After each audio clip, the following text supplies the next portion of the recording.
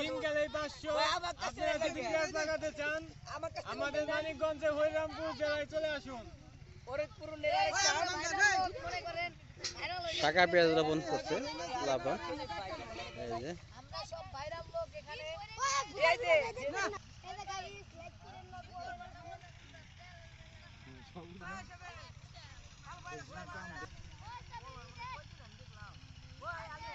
কি সুন্দর করে কেল টানতেছে।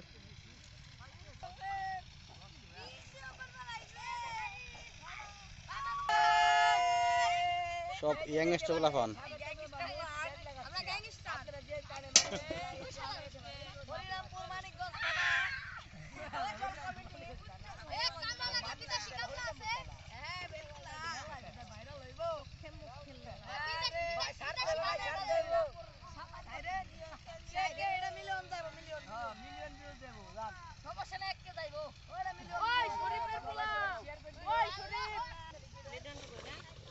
এই তোমার দিনে কয় টাকা দেয় দিনে?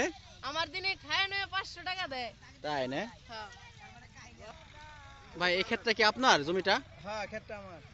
আপনি যে শাখা পেঁয়াজ স্থাপন করতেছেন, পেঁয়াজ কি কিনা না বাড়ির? পেঁয়াজ কিনা আছে, বাড়ি আছে। কত করে মন কিনছেন পেঁয়াজ? পেঁয়াজ 25-26 টাকা মন কিনছেন তাই না? আর বর্তমানে যে যারা পেঁয়াজ লাগাইছে এদের রোজ কয় টাকা দেন দিনে? রোজ 500 আছে, 600 আছে।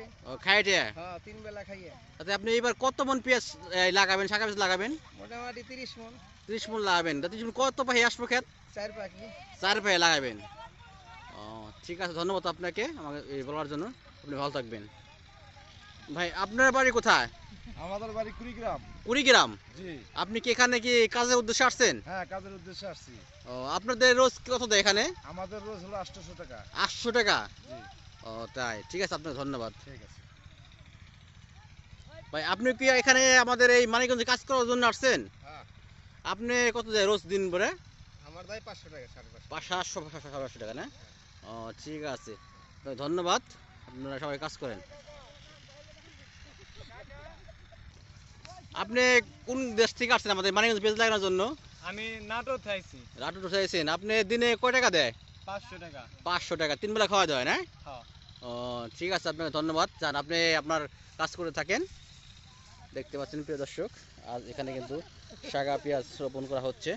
এখানে অনেক ছোট বড় অনেকেই শাখা পেঁয়াজ চাষ রোপণ করতেছে এই জমিতে।